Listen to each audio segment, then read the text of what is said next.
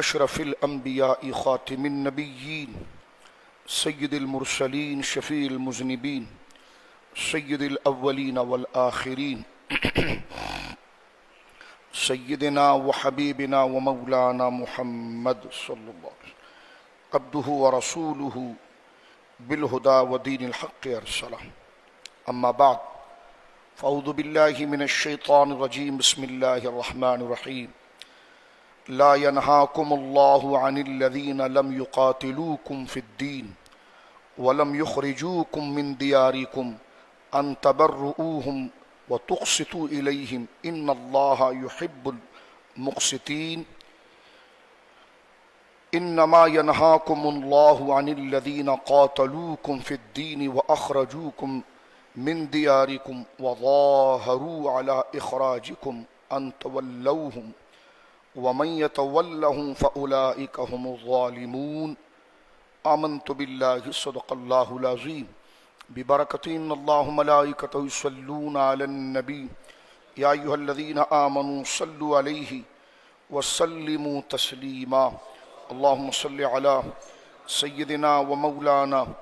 محمد وبارك وسلم صلاة وسلاما عليك يا سيدي يا حبيبي يا رسول الله كلهم من رسول الله ملتمس غرفا من البحر أو رشفا من الديم منزه عن شريك في محاسنه فجوهر الحسن فيه غير منقسم مولاي صل وسلم دائما سرمدا على حبيبك خير الخلق كلهم اللہ کی حمد و ثنا نبی محترم نبی معظم باعث تخلیق ارض و سما صلی اللہ علیہ وعلی آلہ وصحبہ وبارک وسلم کی بارگاہ مقدسہ میں انتہائی محبت و عقیدت کے ساتھ درود و سلام پیش کرنے کے بعد تمام تعریف اللہ وحدہ لا شریک کے لیے ہے۔ جمعۃ المبارکہ کے خطبے میں ہم نے سورۃ الممتحنہ جو قرآن مجید فرقان حمید کی 60 سورہ ہے اور پارہ نمبر 28 ہے اور آیت نمبر 8 اور 9 کی تلاوت کی ہے۔ موجودہ صورتحال میں جو عالم اسلام پر کیفیت گزر رہی ہے تو بین الممالک اور بین الاقوام عالم کے ساتھ بقائے باہمی اور ان کے ساتھ ہم آہنگی اور تعلق اور رابطے کے حوالے سے اسلام کیا دستور دیتا ہے مسلمانوں کو کہ وہ غیر مسلموں کے ساتھ اور غیر مسلم اقوام کے ساتھ اور ان کے وطن کے ساتھ ان لوگوں کے ساتھ مسلمان کا رابطہ رویہ معاملہ کس اعتبار سے ہونا چاہیے۔ تو اس کے لیے ون لائن جس کو کہیے کہ میسج جو قرآن نے واضح طور پر دیا وہ سورۃ الممتحنہ کی آیت نمبر 8 اور 9 کے اندر ہے۔ کیونکہ یہ گریجولی تفصیل طلب ہے تو ہم اس کو لے کر چلنا چاہیں گے، لیکن اس سے پہلے وقت مختصر ہے اور انتہائی موجودہ صورتحال میں اسلامی سیاست کا اور اسلامی ممالک اور اسلامی حکمرانوں کا اور ان کے بعد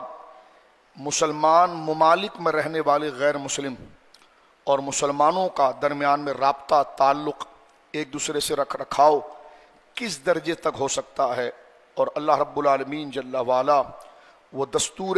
بقائے باہمی اور بین الممالک ہم آہنگی کے حوالے سے جو آج انٹرنیشنل ایشو ہے وہ کیا ہے، تو انشاءاللہ العزیز اس حوالے سے قرآن کریم اور حضور علیہ الصلوۃ والسلام کی غزوات اور حضور سید عالم صلی اللہ علیہ وسلم کے ارشادات جو ایک مسلم لیڈر کے لیے، ایک مسلم رہنما کے لیے، مقتدا کے لیے، قوم کو لیڈ کرنے والے اور ان کو ٹیچ کرنے والے اور قوم کو سمجھانے والے کے لیے، اور پھر ایک عام فرد مسلمان کو غیر مسلموں کے ساتھ، یعنی جس کو ہمارے وہاں کہا جاتا ہے بقائے باہمی، ایک دوسرے کے ساتھ مدارت اور ایسے تعلقات جو زندگی بسر کرنے کے حوالے سے ہو کیا اہمیت رکھتے ہیں۔ بعض جگہ پر یہ ایشو مس یوز بھی ہوتا ہے اور بالکل مسلمانوں کی جو اقدار اور حق ہے اور اس کی جو اہمیت اور شناخت ہے اس کو ہمارے حکمران بالکل بھلا کر یہود اور غیر مسلموں کے گھٹنوں کے نیچے بیٹھ کر اپنی سب کچھ چیزوں کو قربان کرتے ہیں، اور بعد میں پھر حکومتیں کانفرنسیں سے کرتی ہیں، سیمینار کرتی ہے کہ سیرت النبی اس بارے میں کیا کہتی ہے کہ بین المذاہب کے ساتھ ہم آہنگی کیا ہے۔ تو جب حضور کے دین کے وقار کو آپ نے ختم کر دیا تو پھر حضور کا نام بین المذاہب کے ساتھ ہم آہنگی کے اندر ذکر کرنا، اور اسلام کی جو آئیڈینٹی ہے، اسلام کی جو شناخت ہے، اسلام کا جو اصل تعارف ہے، اس کو یکسر بتانے سے ڈرنا یا اس کو قائم رکھنے سے اپنی جان کو چھڑانا، اور اپنی دنیاوی ہوس اور لالچ اور ڈالر کے حصول کے لیے مسلمانوں کے حقوق کو بھلا کر یہود و نصارہ کے حقوق کو نماز کی طرح فرض کا درجہ دینا، اور لوگوں کو یہ لچر بازیاں سنانا کہ غیر مسلموں کو یہ حقوق ہے۔ غیر مسلم، بالکل غیر مسلموں کے حقوق اسلام بیان کرتا ہے، لیکن خود اسلام کی شناخت اور مسلمان کا خود معیار اور اس کی آئیڈینٹی کیا ہے اس کو چھپانا، تو یہ اس اچھے اور پاکیزہ موضوع کو مس یوز کرنا ہے۔ تو آج سے انشاءاللہ جو جمعہ ہمارا شروع ہو رہا ہے، سورۃ الممتحنہ آیت نمبر 8 اور 9 جو ہم نے پڑھی ہے، ذوق رکھتے ہیں تو انشاءاللہ اس سے بہت زیادہ شعور آپ کو حاصل ہوگا، جو اس وقت ضرورت بھی ہے کہ ایک مسلمان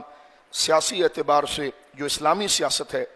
حضور سید عالم صلی اللہ علیہ وسلم کے عمل کے حوالے سے کیا بات ذکر کرتی ہے۔ سب سے پہلی بات تو یہ ہے کہ بین الممالک اور بین المذاہب، یہودی ہے، نصرانی ہے، ہندو ہے، سکھ ہے اور ہم ہیں، تو بین المذاہب ہم آہنگی کے حوالے سے اسلام کیا کہتا ہے اور ان سے رابطے اور روابط کے بارے میں اسلام کیا کہتا ہے۔ تو قرآن کریم نے اس پر مسلمانوں کو ایک اصولی ہدایت دی ہے کہ بین الاقوامی سطح پر جن قوموں سے تمہارے تعلقات قائم ہوتے ہیں، ظاہر سی بات ہے پاکستان ملک ہے، اسلامی ممالک ہیں، تو جو بین الاقوامی سطح پر لوگوں کے ساتھ تعلق قائم کرتے ہیں، چاہے وہ شہری ریاستیں ہوں، چاہے وہ تعلقات آپ ہی کے ملک کے اندر کوئی غیر مسلم قبائل ہوں یا علاقے ہوں یا افراد ہوں، جیسے آج کل کے دور میں بڑی بڑی ریاستیں ہوں، ان کے درمیان تعلقات ہوتے ہیں، تو وہ ایک اصول پر ہوتے ہیں، اس کے ایک پرنسپل ہوتے ہیں۔ ہماری طرح نہیں ہوتے کہ ڈالر کے حصول کے لیے بیگانے کی شادی میں عبداللہ دیوانہ، وہ جو چیز آپ کو دے رہے ہیں اور آپ اپنے ملک پر سوچ و بچار کے بغیر صرف اپنی لالچ اور مراعت اور اپنی حرام خوری کے لیے اس کو لا کر پاکستان پر مسلط کر رہے ہوں، اس مطالبے کو دیکھے بغیر کہ اس کے اصول کیا ہے۔ اور تعلقات تو یہ تھے کہ بین الاقوامی مساوات اور ان کے ساتھ تعلق تو برابری کے ساتھ یہ ہوتا ہے، جیسا یہود و نصارہ یا ان کے ممالک کی ایک اہمیت ہے تو مسلمانوں کی بھی ایک اہمیت ہے، ورنہ پھر مسلمانوں کا نام ہٹا کر یہ کہہ دیا جائے کہ یہود و نصارہ کا عالمی نظام، جب آپ مسلمانوں کا لاحقہ اور ایڈیشن اس کے اندر ڈالتے ہیں کہ اسلام بین الاقوامی تعلقات میں باہمی بقائے باہمی اور ان کے ساتھ ہم آہنگی کے بارے میں کیا کہتا ہے، تو پہلے اسلام کی کیا اقدار اور آئیڈینٹی ہے وہ تو واضح کریں کہ اسلام کا خود شناخت کیا ہے۔ آپ جس سے ملنے جا رہے ہیں خود اپنی تشخص، اپنا نام، اپنا وقار، اپنی آئی ڈی، اپنی آئیڈینٹی فنا کر دیں، تو یہ تو آپ شکست تسلیم کرتے ہیں، یہ تو آپ جھک رہے ہیں، یہ تو اپنے آپ کو ختم کر رہے ہیں۔ اگر کسی کے ساتھ اسلام تعلقات غیر مسلموں کے ساتھ یا غیر مسلم ممالک کے ساتھ رکھنے کی بھرپور اجازت اسلام دیتا ہے، ایک شرط کے ساتھ، ایک اصول کے ساتھ، اور اصول میں یہ ہے کہ آپ مسلمانوں کے نمائندے ہیں یا مسلمانوں کے چیف ہیں یا مسلمانوں کے قائد ہیں، تو پہلے آپ مسلمانوں کے نمائندے ہیں، تو آپ کو یہ پتا ہونا چاہیے کہ جو اسلام کی شناخت ہے، میں ان کے ساتھ بیٹھ رہا ہوں تو میری اپنی شناخت کیا ہے۔ اپنی شناخت اور اپنے حق کو بھلا کر ان کو راضی کرنے کے لیے ان کے تمام مطالبات کو پورا کرنے میں اسپیڈ اور دوڑ لگا دینا، اور جو ہماری بنیادی شناخت ہے جن کے بارے میں ہم مسلمان ہیں ان کو یکسر فراموش کر دینا، تو یہ اس مبارک کاز اور ایک اہم ترین موضوع کے بین المذاہب ہم آہنگی کو صرف نام استعمال کیا جاتا ہے، اور جب مسلمان اٹھ کر کہیں کہ جناب آپ نے اگلے مذاہب اور اگلے ممالک کی ان باتوں کو مانا، لیکن یہ تو ہمارے بنیادی اصولوں کے خلاف ہے، یہ تو اسلام کے بنیادی حق کے خلاف ہے۔ تو ہمارے وزراء یا ہمارے آپریشن اور ڈنڈا مارنے والی فورس جو آپریشن کرتی ہے، آنسو گیس مارتی ہے، وہ فوراً میدان میں آ کر ڈنڈا اور آنسو گیس اٹھا کر کہے گی کہ تم انتہا پسند ہو، تم بات نہیں سمجھ رہے ہو۔ تو میں نے کہا تم اپنا نام بھی ختم کر کے آتے، اپنے بھی رینک ان کے قدموں میں دیتے اور کہتے کہ آج سے تمہاری فوج، تمہارا نام، تمہاری سیاست وہ ہمارے ملک میں چلے گی۔ تو میں نے کہا اپنی شناخت بھی ختم کر کے آتے۔ لیکن جب آپ اپنی شناخت، اپنی وردی، اپنے معاملے کو باقی رکھتے ہیں اور اسلام کے نمائندے ہیں، تو توحید کو چھوڑ کر، اللہ کے حق کو چھوڑ کر، رسالت کو چھوڑ کر، ختم نبوت کو چھوڑ کر، مسلمانوں کی بنیادی جو آئیڈینٹی اور ان کی ضرورت ہے ان کو چھوڑ کر یہ برابری کیسے ہوئی؟ برابری یہودیوں کے ساتھ بیٹھ کر یا نصرانیوں کے ساتھ بیٹھ کر یا غیر مسلموں کے ساتھ برابری کے طور پر بیٹھ کر تعلقات بنانے کی اسلام اجازت دیتا ہے۔ لیکن جب برابری ہو لیکن آپ کا کوئی وجود ہی نہ رہے، نام انہی کا رہے، تو یہ ایک ٹائٹل استعمال ہوتا ہے اور اس وجہ سے پھر بڑی بڑی کانفرنسیں سے ہوتی ہے۔ کل یہاں پر کانفرنس تھی جس میں ہماری تقریر بھی تھی، مذہبی امور کے وزیر نے رکھی کہ سیرت النبی صلی اللہ علیہ وسلم کی روشنی میں بین المذاہب ہم آہنگی کیا ہے۔ تو سب نے آ کر یہ پیش کیا کہ حضور علیہ الصلوۃ والسلام نے یہودیوں کے بارے میں یہ نصرانی، میں نے کہا وہ تو ٹھیک ہے، لیکن جب ہم نے صرف ان کی غلامی کے لیے صرف یہ دلائل دینا ہے، اپنا کوئی شناخت نہیں بتانا کہ مسلمان کی شناخت توحید ہے، اللہ کو ایک ماننا ہے، رسول اللہ کی رسالت کو ماننا ہے، اس لیے کہ جب بین المذاہب تعلقات ہوتے ہیں تو کسی اصول پر ہوتے ہیں اور ہر ایک کی شناخت پر ہوتے ہیں۔ مثلا آپ اپنے کاروباری بھی ڈیل اگر کسی کے ساتھ پارٹنرشپ کرتے ہیں تو آپ کی ایک شناخت ہوتی ہے، یہ تو نہیں ہوتا کہ آپ اس کے نوکر چاکر بن کے بیٹھے ہیں، بلکہ برابری پر آپ کرسی پر بیٹھتے ہیں کہ جناب یہ اس کمپنی کے آن کرتے ہیں، یہ اس کمپنی کو آن کرتے ہیں، لیکن نام لیا جاتا ہے بین الاقوامی طور پر ان سے ہم آہنگی۔ اور اسلام کے جو بنیادی اصول ہے توحید وغیرہ، جس طرح ہمارے وزیر مندروں میں جا کر عبادت کرتے ہیں اور بتوں کو پوچھتے ہیں، تو ہم نے کہا جب تم نے توحید ہی کو گرا دیا تو اس میں آپ نے کیا بین الاقوامی ہم آہنگی کی؟ اپنی شناخت آپ نے ختم کر دی۔ تو جب آپ خود مسلم نہیں رہے، آپ خود مسلمانوں کے بنیادی اصول کو کھو چکے ہیں،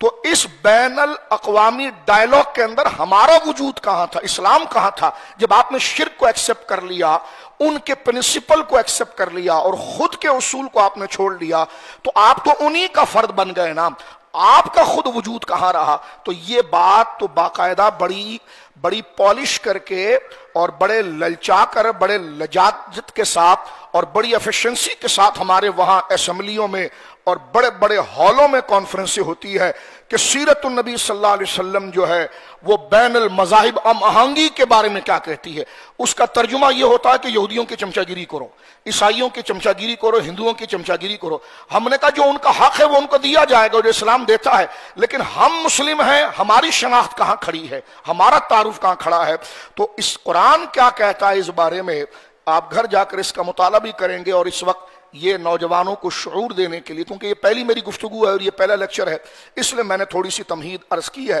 وقت مختصر ہوتا ہے تو آگے انشاءاللہ العزیز ہم بات کریں گے۔ میں نے عرض کی آپ کے سامنے کہ کیونکہ ظاہر سی بات ہے اس وقت گلوبل ورلڈ پوری دنیا سمیٹ کر ایک ہاتھ پر آ چکی ہے، ہم تنہا زندگی نہیں گزار سکتے، ہمیں اپنی تجارت کے لیے،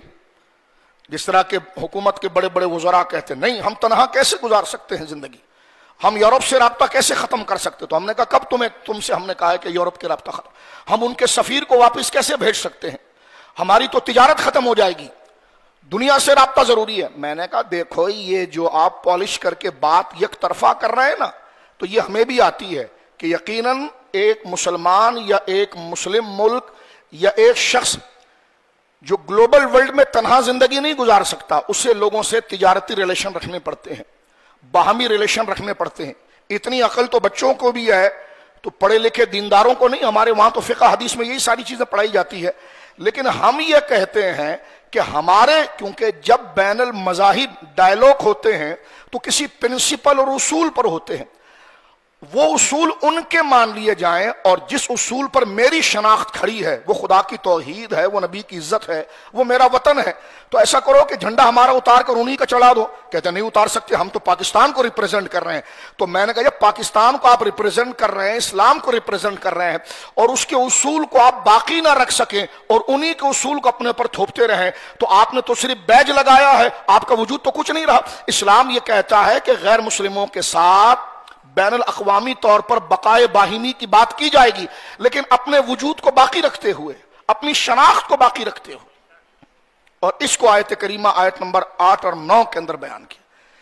خیر موجہ ہی موجہ اگر کسی کو سمجھ میں نہیں آ رہی، وہ کہتے ہیں جناب کسی عقل مند کا میں پڑھ رہا تھا کہ جو بہادر ہو وہ مار دیے جاتے ہیں، جو بہادر ہو وہ مار دیے جاتے ہیں، کیونکہ ان کو لوگوں کے حق کی پرواہ ہوتی ہے تو وہ حق بات کرتے تو مار دیے جاتے ہیں، اور جو سمجھدار ہوتے ہیں وہ مریض ہو جاتے ہیں کہ قوموں کے ساتھ کیا ہو رہا ہے، اور جو بالکل بدو ہوتا ہے تو یہ موجہ ہی موجہ ہیں، پھر بعد میں پیچھے قوم موجہ ہی موجہ رہ جاتی ہے، لیکن ان کا خاتمہ بڑا برا ہوتا ہے۔ وہ دنیا میں یہ سمجھتے ہیں کہ صرف ہم پیٹ بڑھانے کے لیے اور کھانے کے لیے پیدا ہوئے ہیں، اور ہمیں ان ایشو سے کیا ضرورت ہے۔ اس لیے ہمیشہ دنیا کے اندر بے وقوفوں کی کثرت زیادہ ہوتی ہے، اس لیے ہمارے جیسے حکمران ان پر حکومت کرتے ہیں، کیونکہ عقل مند جو ہوتے ہیں وہ سمجھتے ہیں کہ کہاں سے ہمارا کام اتارا جا رہا ہے، کتنا سلو پوائزن کے ذریعے ہمیں آہستہ آہستہ ذبح کیا جا رہا ہے۔ تو جو عقل مند دانا ہوتے ہیں وہ یہی ہوتے ہیں، دیکھو شاہ صاحب نے کیا تقریر کر دی، یہ کوئی بولنے کا موضوع ہے، یہ کوئی موضوع ہے، باپ کے فضائل بتائیے جی۔ میں نے کہا جی موجہ ہی موجہ، یہاں شہر رگ کٹ رہی ہے اور تم ناخن کاٹنے کے فضائل ہم سے سننا چاہ رہے ہو۔ میں نے کہا ناخن کاٹنے کے فضائل بھی بتائیں گے لیکن وہ اور درس میں بتائیں گے، لیکن جو مین ٹاپک ہوگا وہ شہر رگ جان بچانے کا ہوگا۔ تو اس وقت اسلام کی عزت و آبرو پر بات بنی ہوئی ہے اور تم ہم سے موضوع سننا چاہ رہے ہو کہ ناخن کس طرح کاٹا جائے گا۔ تو پھر میں نے کہا جی موجہ ہی موجہ۔ اس لیے کسی نے طنز میں کہا جہالت بھی ایک بڑی رحمت ہے کہ اس کو پتہ ہی نہیں کہ انجام کیا ہوگا، طنز میں کہا۔ تو یہ آج بڑی شعوری طور پر مسلمانوں کو مستعد ہونا پڑے گا۔ اس لیے میں نے قرآن کریم کی آیت نمبر 8 اور 9 سورۃ الممتحنہ ذکر کی۔ تو قرآن کریم نے بین الاقوامی طور پر تعلقات جوڑنے کا حکم دیا، لیکن اصول پر ہے، اور وہ اصول سورۃ الممتحنہ میں بیان کیے گئے، سورۃ التوبہ میں بیان کیے گئے، سورۃ آل عمران میں بیان کیے۔ جب اسلامی ریاست کھڑی ہو چکی ہے، حضور یہودیوں سے ڈیلنگ کر رہے ہیں، حضور غیر مسلم ممالک کے ساتھ بین الاقوامی طور پر بقائے باہمی کی بات کر رہے ہیں، لیکن مسجدیں نہیں بند کر رہے، قرآن نہیں بند کر رہے ہیں، تلوار کو نیام میں نہیں ڈال رہے، اللہ کو ایک کہنا نہیں چھوڑ رہے۔ اور حضرت ابوبکر صدیق ہوں یا حضرت عمر ہوں یا حضرت عثمان و علی ہوں، یہ غیر مسلم ریاستوں کے ساتھ باہمی تعلق رکھ رہے ہیں دنیا کے اندر سروائیو کرنے کے لیے۔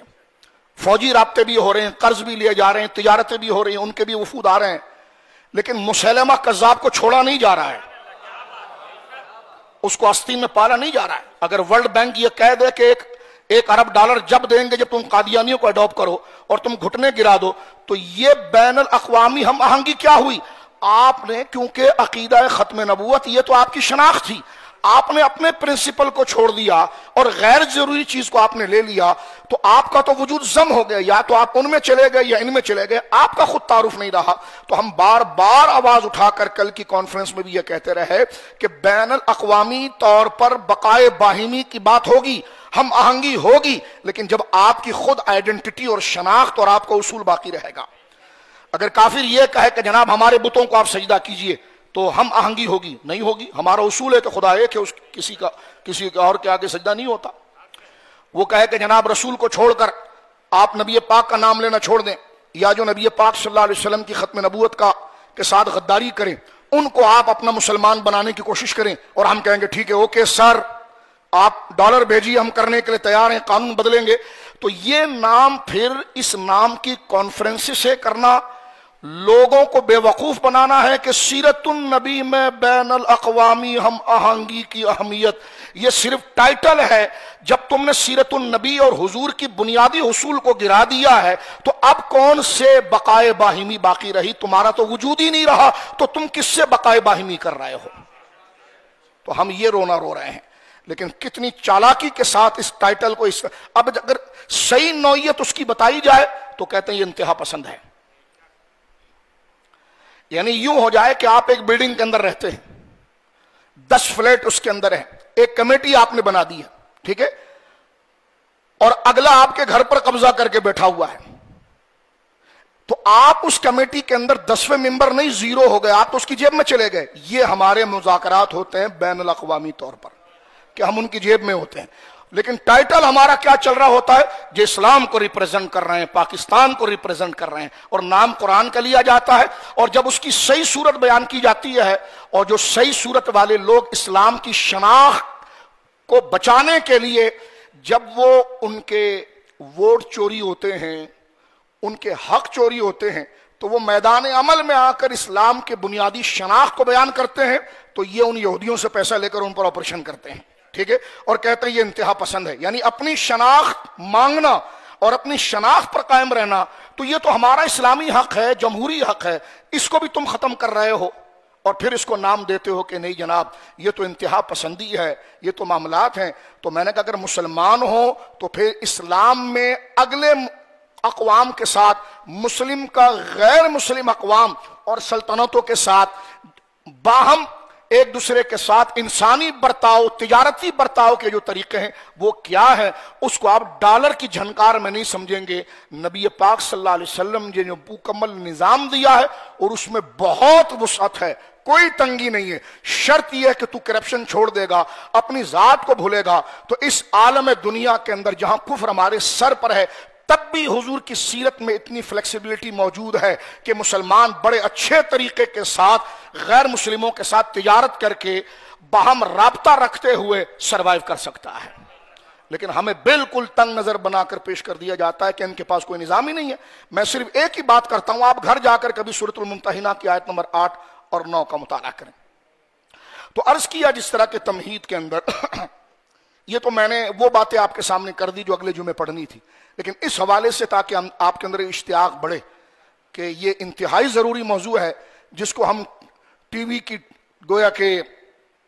وہاں پر ڈیبیٹ کی ٹاک کے اندر چند غیر اسلامی لوگوں سے سمجھتے ہیں کہ اب مسلمان غیر مسلموں سے ڈیلنگ کیسے کرے گا, اور ظاہر سی بات ہے میڈیا وہی خبر دے گا جو اسرائیل چاہے گا.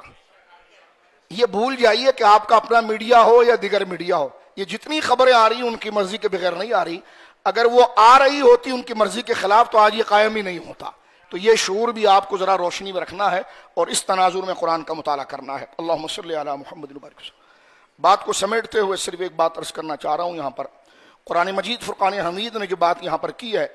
کہ بین الاقوامی قوموں کے ساتھ تعلقات قائم کیے جائیں, چاہے وہ تعلقات شہری سطح پر ہوں یا غیر مسلم آپ کے علاقے میں رہتے ہوں ان کے ساتھ ہو, لیکن یہ تمام تر تعلقات کسی اصول کی بنا پر ہوں گے. اصول کے ڈو مور کی بنا پر نہیں ہوں گے, اصول کی بنا پر ہوں گے کہ ہمارا وجود کیا ہے اور ہماری حیثیت کیا ہے, اس بنا پر ہوں گے. تسبیح مت پڑھیے, جب درس ہو رہا ہو تو کچھ پڑھنا جائز نہیں ہے, یہ آپ کی تسبیحات سے زیادہ قیمتی بات ہو رہی ہے, توجہ کیجیے ذرا. وقت ہے قیام کا اور ہم جناب رکوع میں جا رہے ہیں.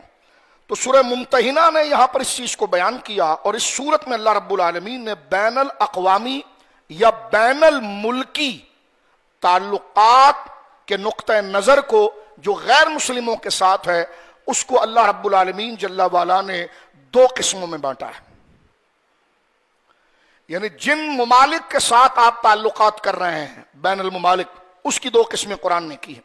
ایک کو کہا مخالفین, ایک کو کہا غیر مخالفین.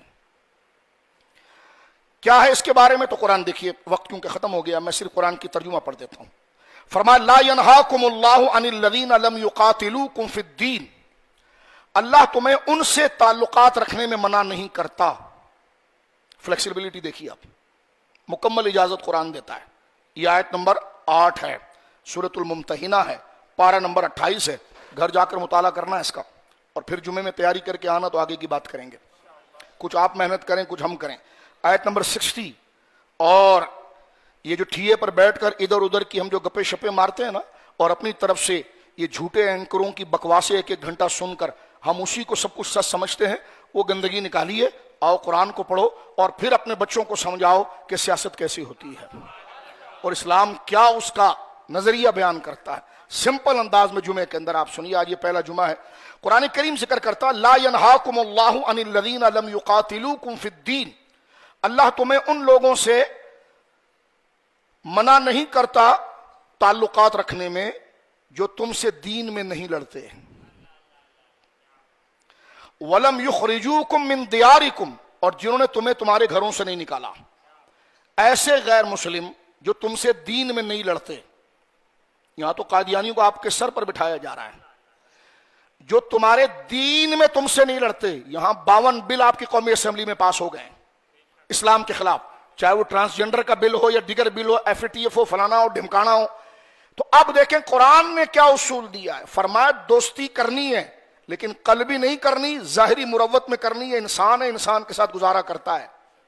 آگے بحث اس کی آئے گی۔ محبت کی اجازت نہیں ہے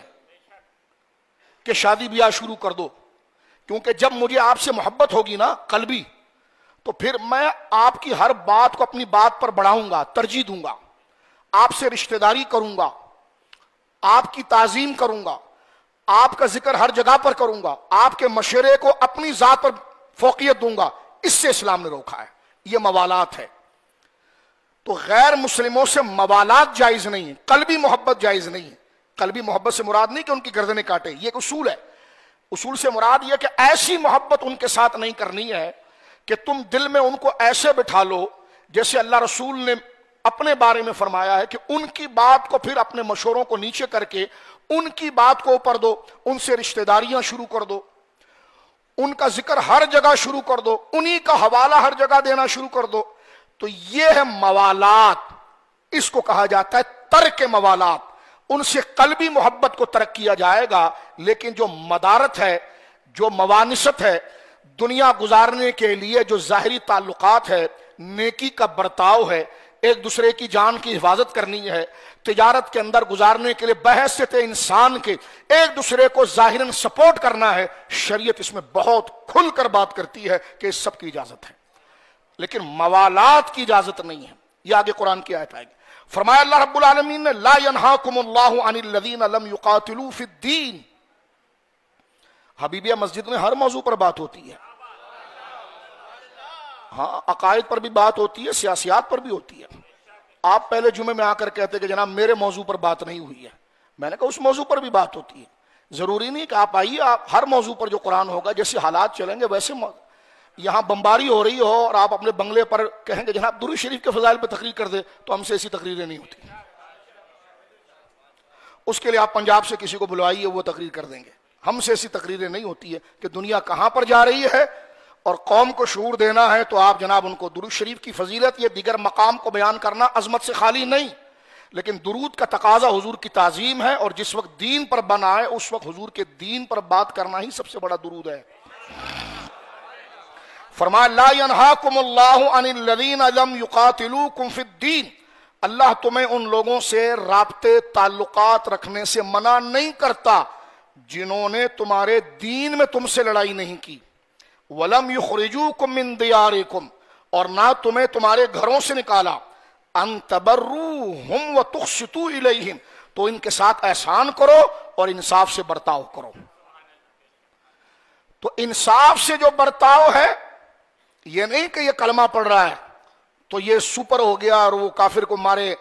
آپ کے جناب جو ہے وہ ذمی جو آپ کے ملک کے اندر رہتے ہیں ان کے ساتھ وہ چڑھائی کر دے، ان کو مارے، اور ہم کہے کہ جناب یہ ہمارا نعرہ لگا رہا ہے اور اسلام کا کلمہ پڑھ رہا ہے۔ نہیں، اللہ نے فرمایا وہ تقسطوا الیہم، جب وہ تمہارے ساتھ چھڑخانی نہیں کرتے، تمہیں مارا نہیں، تمہارے دین میں نہیں لڑتے، تمہیں تمہارے گھروں سے نہیں نکالتے، تو بحیثیت انسانیت کے رب فرماتا ہے تم پر فرض ہے کہ تم مسلم اور غیر مسلم نہیں دیکھو گے، تم پر فرض ہے کہ جو انصاف ہے وہ انصاف کرو گے۔ اگر جڑاں والا کے اندر کسی مسلمان سے غلطی ہوئی ہے تو تم سب کھڑے ہو جاؤ گے غیر مسلموں کے ساتھ اور اس کو کیفر کردار تک پہنچاؤ گے، لیکن لڈو کھانے والے حرام خور حکمران یہ سن لیں، جو مستنگ کے اندر ہوا ہے چیف جسٹس وہاں کیوں نہیں پہنچے؟ نہیں، مستنگ میں مرنے والے کوئی اور گوشت پوشت کے تھے اور جڑاں والا میں ہماری ہمدردی مانگ رہے ہو، اور ہم پہلے کہہ رہے ہیں جڑاں والا کی تحقیق تو کرو کہ فتنہ شروع کس نے کیا تھا۔ آپ نے ایک رسد پہنچانے کے لیے منٹوں کے اندر چرچ بھی بن گئے، سب بن گئے، سارے معاملات ہو گئے۔ ٹھیک ہے، اگر اقلیتوں کے ساتھ یہ ہوا ہے تو قرآن یہ کہتا ہے اس آیت کے تناظر میں کہ پھر عدل کا کام کرو، اگر مسلمان بھی اس کے خلاف جائے تو قانونی سزا میں لٹکا دو۔ لیکن میں پوچھتا ہوں جو مستونگ کے اندر ظلم ہوا ہے، یا گوجرا کے اندر حافظ قرآن کو اس بستی کے اندر جلایا گیا، تو ان کے گھر تک کتنے پہنچے؟ اور وہاں جا کر چیف صاحب جسٹس صاحب کیوں نہیں روئے؟ ہم تو انتظار کر رہے ہیں کہ کب مستونگ آپ جائیں گے اور وہ غریب جن کو گھر میں کھانے کے لیے ایک روٹی نہیں ہے، ان کے گھر سے 10 جنازے اٹھے ہیں۔ اللہ اکبر۔ ہم بھی دیکھتے ہیں کہ جسٹس صاحب کب تشریف لے جاتے ہیں اور ان سے بغلگیر ہو کر روتے ہیں، تب ہم آپ پر یقین کریں کہ واقعی میں آپ بین الاقوامی بقائے باہمی کا جو ٹائٹل رکھتے ہیں اس میں آپ اصولی ہیں۔ قرآن کہہ رہا ہے لا ینہاکم اللہ عن الذین لم یقاتلوا فی الدین ولم یخرجوکم من دیارکم، اللہ تمہیں ان لوگوں سے لڑنے سے منع کرتا ہے کہ جن لوگوں نے تمہارے دین میں تم سے نہیں لڑے اور تمہارے گھروں سے تمہیں نہیں نکالا، ان تبروہم وتقسطوا الیہم، تو ان کے ساتھ احسان کرو اور ان غیر مسلموں کے ساتھ عدل کرو، مہربانی کرو، احسان کرو۔ ان اللہ یحب المقسطین، کیونکہ اللہ رب العالمین ایسے ہی مسلمان کو پسند کرتا ہے کہ جو ایسے انسانی رشتے سے ہر ایک کے ساتھ عدل اور اعتدال کے ساتھ پیش آتا ہے۔ آگے فرما انما، بات ختم ہو رہی ہے، آیت نمبر 9 شروع ہو گئی۔ انما ینہاکم اللہ، ہاں اللہ ان سے محبت میں منع کرتا ہے،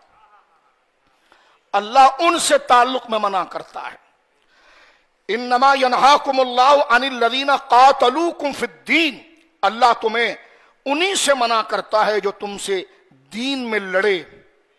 وَأَخْرَجُوكُم مِّن دِيَارِكُمْ، اور تمہیں تمہارے گھروں سے نکالا، وَظَاهَرُوا عَلَىٰ إِخْرَاجِكُمْ، اور وہ تمہارے نکالنے میں نکالا یا اس کے سپورٹر بنے، جو مسلمانوں پر ظلم کر رہے تھے اس کے سپورٹر بنے، اور وہ سپورٹر بن کر اس کے ساتھ کھڑے ہوئے، اس کو سپورٹ کیا جو مسلمانوں کو مار رہا تھا۔ تو اللہ فرما رہا ہے کہ جو تمہارے ساتھ نہیں لڑے اور تمہاری بستیوں کو ویران کرنے اور تمہارے گھروں سے نکالنے میں ان غیر مسلموں نے تمہارے سامنے دشمن کا ساتھ نہیں دیا، تو اللہ فرماتا ہے تم پر فرض ہے کہ ان کے ساتھ ہمدردی کرو، ان کے ساتھ احسان کرو، ان کے ساتھ بھلائی کے ساتھ پیش آؤ۔ اور فرمایا جنہوں نے تمہاری بستیوں کو اجاڑنے میں، تمہارے گھروں سے نکالنے میں، تمہارے دین کو برباد کرنے کی کوشش کی، یا جنہوں نے ان ظالموں کا ساتھ دیا، اللہ فرماتا ان تولوہم، تو ان سے تم نے گویا کہ ان کا ساتھ تمہارے نکالنے پر مدد کی، ان سے دوستی نہ کرو، وَمَن يَتَوَلَّهُمْ فَأُولَٰئِكَ هُمُ الظَّالِمُونَ، اور جنہوں نے پھر بھی ان کے حق میں بیانات دیے اور ان سے دوستی کی اور مسلمانوں کو ذلیل اور خوار کرنے کے لیے کہا نہیں تو یہ انتہا پسند ہے، ان کا کام ہی غصہ کرنا ہے، اس کا کام ہی لڑنا ہے، وہ پورے ملک پر چڑھ آئے اور 70 سال سے قبضہ کر کے بیٹھے ہوئے ہیں، ادھر کسی کی آواز نہیں نکلتی، تو اللہ رب العالمین فرماتا ہے فَأُولَٰئِكَ هُمُ الظَّالِمُونَ، ایسے ہی وہ لوگ ہیں جو سخت ترین ظالم ہیں۔ کتنا بیلنس منشور قرآن نے دے دیا۔ تو آیت نمبر 8 اور آیت نمبر 9 کا مطالعہ ہر مسلمان پر ضروری ہے۔ انشاءاللہ العزیز بین الاقوامی، بین الممالک ہم آہنگی اور بقائے باہمی کے حوالے سے یہ میں نے کوئی جمعہ مستقلاً نہیں بنایا، بلکہ ایک چھوٹے چھوٹے شارٹ آپ کے سامنے ذکر کیے ہیں تاکہ ایک ذہن میں تازگی ہو۔ آنے والے جمعے میں انشاءاللہ العزیز بالترتیب قرآن و سنت کا معائنہ کر کے ہم اس چیز کو آپ کی خدمت میں پیش کرنے کی کوشش کریں گے۔ اللہ رب العالمین فلسطین کے حالات پر اپنا خاص فضل و کرم فرمائے، فلسطین کے مجاہدین کی اللہ مدد فرمائے۔ اللہ رب العالمین جل وعلا اسرائیلی دہشت گردی کی جو ہم مذمت کرتے ہیں، لیکن الحمدللہ مسلمانوں کے دل اہل حق کے ساتھ ہے، مظلوموں کے ساتھ ہے، ظالموں سے ہمارا دل بیزار ہے۔ اللہ رب العالمین فلسطین پر اپنا خاص فضل فرمائے، اسرائیلی دہشت گردی کو اللہ رب العالمین پسپا فرمائے اور ان کے معاونین کے جھتے کو اللہ رب العالمین منتشر فرمائے۔ یہ بات کسی جذباتیت میں، منفی جذباتیت اور بغض میں نہیں ہو رہی ہے، بلکہ عدل کے اندر ہو رہی ہے۔ جو قرآن نے کہا کہ جس نے ظلم کیا، تمہارے گھروں پر بمباریاں کی، تمہارے علاقوں پر قبضہ کیا، ان سے اگر تم ہمدردی کرو گے تو تم ظالم ہو، لیکن جس نے تمہیں مارا نہیں، تمہارے علاقوں پر حملہ نہیں کیا، اگر وہ تمہارے ملک میں رہتے ہیں، سٹیزن ہیں، ذمی ہیں، اقلیتیں ہیں، غیر مسلم ہیں، تو ان کے ساتھ تم نے اگر سختی برتی تو ظالم بنو گے، بلکہ ان کے ساتھ تمہیں چاہیے کہ رواداری کے ساتھ، انسانی حقوق کے ساتھ تعلقات رکھو گے۔ اور اس میں کیونکہ شہر میں رہنے کی وجہ سے مسلم اور غیر مسلم ایک ہی ساتھ یہ رہتے ہیں، تو اس میں جو انسانی حقوق ہے، ایک دوسرے کی جان، مال، عزت و آبرو کی حفاظت کی، اس کی ذمہ داری اللہ رب العالمین مسلمانوں پر عائد کرتا ہے۔ لیکن جب کہ وہ شرارت کا عنوان نہ بنے، اور جب شرارت کا عنوان بنے تو پھر ان کے ساتھ محبت اور تعلق کرنے والے کو اللہ رب العالمین ظالم قرار دیتا ہے۔ تو شریعت نے یہ جو بہترین بیلنس بیان کیا ہے کہ کن غیر مسلم ممالکوں کے ساتھ تمہاری ہمدردی ہونی چاہیے، احسان ہونا چاہیے، انسانی ناطے سے برتاؤ ہونا چاہیے، اور کن کے ساتھ نہیں ہونا چاہیے، جب تک اس فرق کے ساتھ آپ اگر کانفرنس سے منعقد نہیں کریں گے، صرف ایک ہی ٹائٹل حسین دے دیں گے کہ سیرت النبی کے تناظر میں بین الممالک